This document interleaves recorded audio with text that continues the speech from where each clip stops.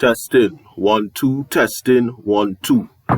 Yeah, this is recording from my first podcast here. You understand? And I wanted to do this podcast for a very, very, very long time, And this podcast, the introduction to this podcast, if you don't know, is going to all be about me talking about different issues, hot topics, so they say, about all the bacchanal confusion, old nigger commerce that going on in the beautiful country of Trinidad and Tobago, which was given emancipation in 1962.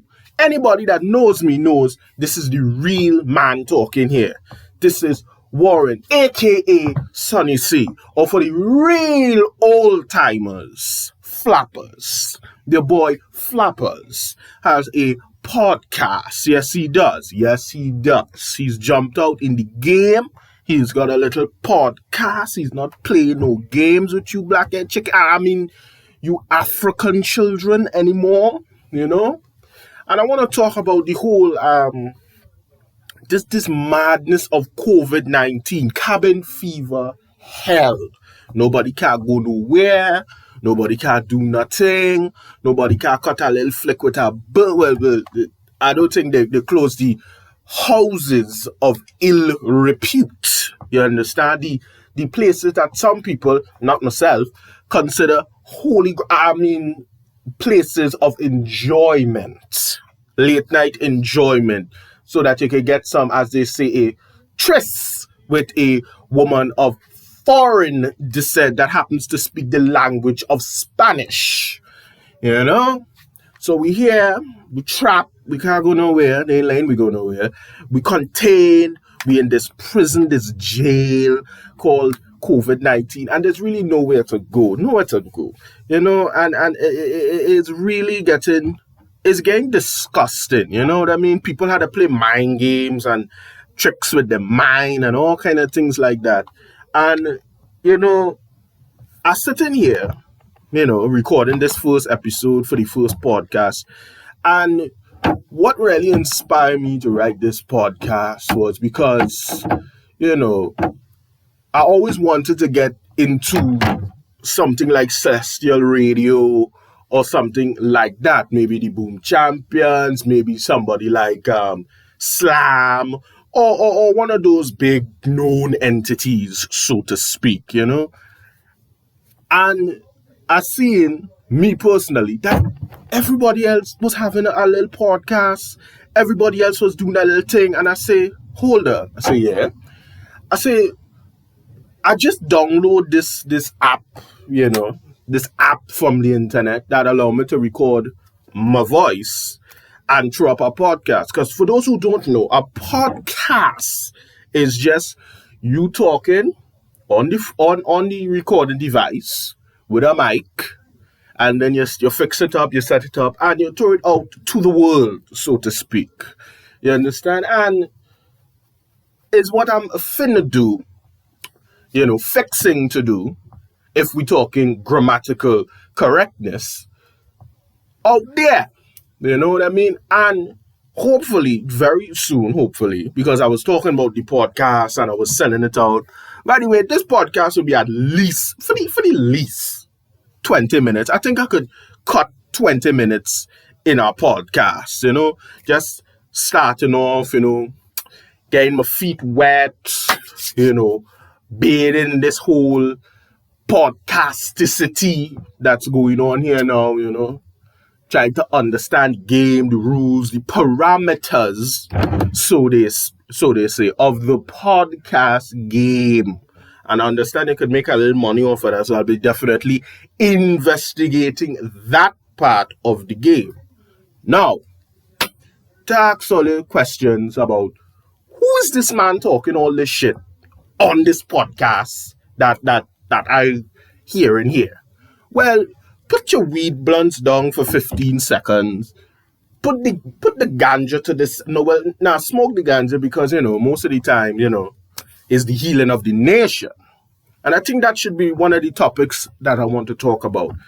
Marijuana and Trinidad and Tobago. Should weed be legal or illegal I say, what's the big deal? What is the big deal with the weed? We had all this crime going on, all this bacchanal and confusion. A young, innocent, bright, aspiring young woman was kidnapped. Two were kidnapped. There was a young woman by the name of Andrea, may she rest in perfect peace, and Ashanti, may she also rest in perfect peace. Wasn't able to find neither one. Neither one, they wasn't able to find them, and they passed away. And the people of Trinidad and Tobago are upset about this, as they should be. As they should be. Because too much times, these young women have been disappearing, vanishing in this country. And nobody can seem to find none of them. Nobody ain't had no answers. Nobody ain't know what's going on. Nobody ain't know one shit about the young girls from the normal society, the 99%. Yeah, going there. If you know me, you know I'm going there. The 99%, right? But let somebody from a prominent family disappear and they would find her ass in 2.9 seconds. Let me tell you that. They would find her with immediate effect and extreme fucking prejudice. They would find her quick like that. It would be no stick. It would be no hesitation. They're kicking down door. They're beating who they have to beat down to the ground. They're not playing no games. They're not playing no old talk. They're getting that girl back so fast and make your head spin to the point you wonder, she was ever really missing? She was ever really missing? They find her. Just like that. But two young, aspiring young women who, for what we know, were extremely good human beings and did not deserve the death that they got, couldn't be found. Oh no, they didn't come from prominent families. They didn't come from that. They were taken out. They were gone, so to speak. You understand? Who's to blame? Is it the police? Is it society? Is it just a case where crime prevails? What's to blame? Who's to blame? And in saying that, we walked on a very slimy, sticky road. But what we do know is that we, as Trinidadians, and the government particularly of Trinidad, has to do better than this. They have to do better than this. It can't be that every time somebody of normal rank of Trinidad, the 99%, so to speak, their children go missing, it's almost a certainty that they won't be found. We talking about the kidnapping, and yes, it was a horrible thing that should never have been allowed. There's girls I've gone to school with, right? I'm not going to call no names. There's girls I've went to school with who are terrified right now. They don't feel safe. And these girls weren't no punks. They was fighters, battlers, and warlords. I would know. But what I'm trying to say is that even the most brave, hardened females in Trinidad and Tobago, the ones who you think not afraid of nothing, you understand? They are scared out of their minds now. All of these women are scared out of their minds. Men who have daughters, what's their story? What's their predicament?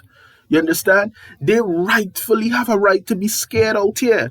They rightfully have a right to be terrified out here for the little girls, for the girl children, for even sometimes the boy children. I believe, and I'm just saying this, I'm just throwing this out, I have no proof, that there is a human trafficking ring that is operating in the beautiful country of Trinidad and Tobago. Yes, there is. There's people who are operating a human trafficking ring. This is not the first time we heard these things, but now, right now, I strongly believe it to be so. I strongly believe it to be so. There's teachers that I went to school with that taught me that have daughters that probably their greatest nightmare is to wake up one day and your girl child missing. Nobody know where she is. Nobody know where she gone. But everybody know that she not there, she missing, she can't be found, you understand?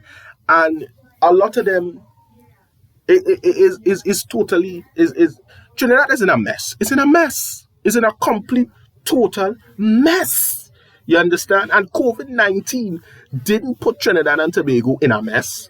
Trinidad was in a mess for a very long time. It was in a very long time. Now, I'm not somebody that advocates so much so for the death penalty, so to speak, because if we remember history, we had done the death penalty years ago with a prominent drug lord by the name of Dole Chedi. And Dole Chedi's gang was hung for a crime that was similar to what we see going on now, and I believe was the beginning or the precursor for the crime that we see in Trinidad today. But even the most heinous criminals of Trinidad and Tobago, the real guntas, bad boys, killers, top shutters, however you pronounce yourself, today, I don't believe had anything to do with what we saw happen with those two girls. And I believe eventually they might get blamed for it, because it's easier to blame somebody from those kind of areas, those hotspots for crimes like this. They've been blaming them for everything for the longest. But is it that every time something like this happens, we're going to blame the poor, or as they would say, the goons, that they did that, when there's some of them that they themselves have daughters, they themselves have nieces, they themselves have girl children, and possibly found this act to be the most heinous act in Trinidad and Tobago history that we saw.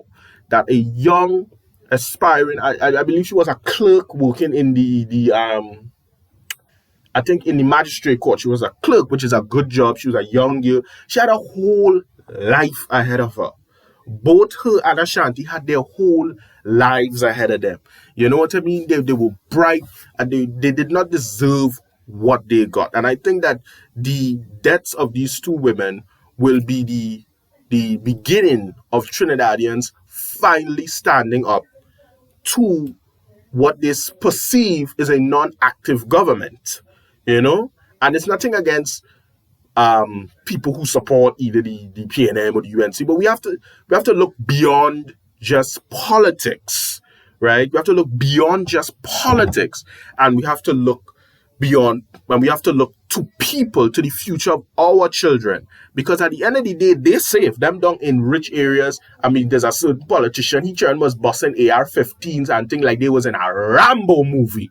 I mean, it was Rambo style, you understand? But if my black ass had been caught with a pea shooter, I wouldn't be doing this. I wouldn't be doing this podcast. I would be shitting on Gazette paper with a bail so high that my mother and father couldn't pay that. Let me tell you, as we know this to be true. So is it that is law for some and not for others?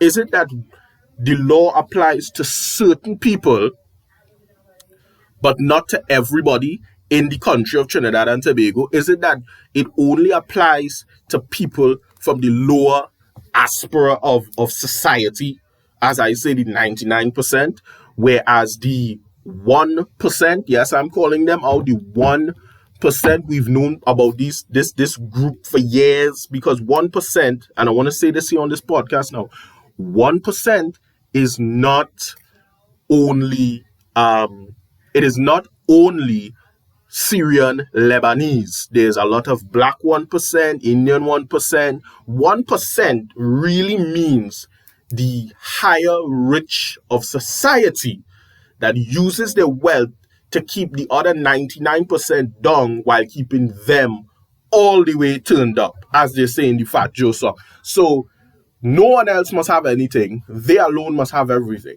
And I think that's one of the major causes of poverty, crime in the inner city areas, be it the Laventille, the Beetham, the Mova, all these places. These people who come from these areas, these people are not just diseased, evil creatures that will just eat you the minute they see you. That's a lie. That's what we've been told and taught. But that's not the truth. I went to school with a lot of them, knew them personally. Even to this day, they'll be surprised I'm doing the podcast. But they are not the problem. They are not the problem. They are the precursors of the problem. Because we cannot have a country that, I mean, if you look at the jails of Trinidad and Tobago, if BBC ever came here, we would be on the national stage for crimes against humanity. You understand? The reason, and I've said this before, I think they should legalize marijuana. I'm telling you all this, all my listeners who listening to this podcast. I think personally they should legalize the weed, because if they legalize marijuana, it would throw out a lot of case files in the judiciary. It would get rid of all of them. They need to purge the judiciary. They need to. All these little jackass crimes they have people there for, these petty crimes are just taking up space. Just clean them out. Release those boys that you lock up for a little spliff of weed, and you had them languishing in the jail for 2 years. 2 years you have them languishing in the jail. And then on top of that, they learn no skills, they learn no trades. In American jail, when they lock up in an American jail, so, one of those Yankee incarceration camps, be it Sing Sing, be it Greenhaven, any of those jails, when they are put in those places, in those jails, not only do they learn skills, they learn trades, they learn all kind of things. So if they go back to crime, brother man, that was on you. But in Trinidad jails, in the West Indian jail system, there's none of that. We lock you up, we torture you, you ain't learn nothing, but don't let me catch your ass out there doing anything else. And some of these guys have families, some of these guys have kids to support, some of these guys have these things to deal with. So when you're talking all this foolishness about they must behave themselves. So do you know the kind of hell some of them catch on a day-to-day basis? This has always been a battle in this country between those who were highly in the upper crust and the ordinary. Now, the ordinary people are suffering and see that suffering at the hands of the upper crust. The upper crust would tell you, quite honestly, even if they see this, we gain them jobs, we gain them a work, we gain them employment. What else they want is we who put them on. So what the ass they could want, we put them on a job, we give them a work. You understand? What the ass they want. Well, what they want, sir, honestly, it's a fair shake of being part of the society that they are living in. They don't want your blood and they don't want your job that can't pay to mind the children, that can't pay to mind a piper on the stand and support his drug addiction. The kind of pay that you all give people, that you all boast about, is insane. It's ridiculous and it's insipid and it's unconscionable how these people live with themselves. But in the end, we all answer to God. And if you are a student of history in Trinidad, there's been times when a lot of prominent businessmen, strangely enough, get hit with all kind of torturous diseases and all kind of things, and they can't cure them, because how you live is how you will have to answer.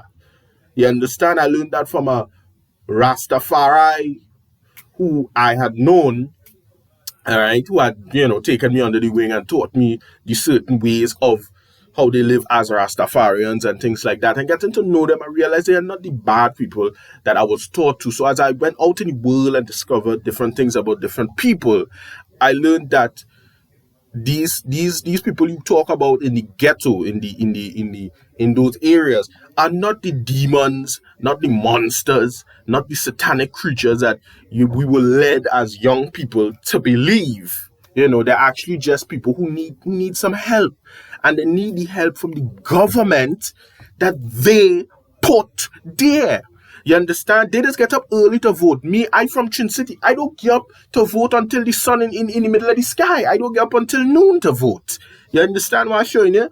So I say this with all honesty. Trinidad and Tobago, we need to do better. We can do better, and we have to do better in this country that we live in and we were born in. We as a people used to be beautiful. We used to be amazing. We were talented. You're talking about places like Laventille, which means the vent. It's a French name. They forget about men like Spree Simon. He was the man that invented the steel pan. That was invented in Laventille. Some of the most beautiful landscapes in Trinidad and Tobago are from places like Laventille. I don't want to sound like a caping for them, but the truth is the truth, and a fact will always be a fact. You understand what I'm telling you? So what they need is support. They don't need bashing. They need support, real support. You understand? Everything that's going on, they need a help. They need real help. They don't need people bashing them, attacking them, saying they ain't worth nothing and they have no value when they have all the value. You understand? They have value and they're worth something. But all they need and all they've ever wanted and needed was a chance and an opportunity to show that worth, to show that they're worth something, to show that they could amount to something if given the opportunity, if given the chance. And that is what needs to happen. That is what needs to happen. It doesn't have to, it's not that they are born, because no one is born a criminal. No one is born a criminal. We become criminals through the situations that sometimes we're thrown in, be it economical situations, sometimes be it fate.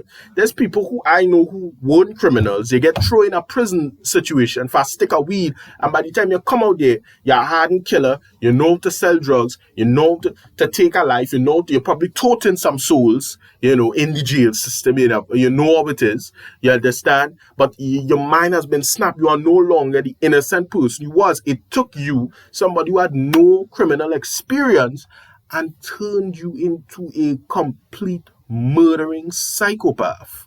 That's what the jail system of Trinidad and Tobago does.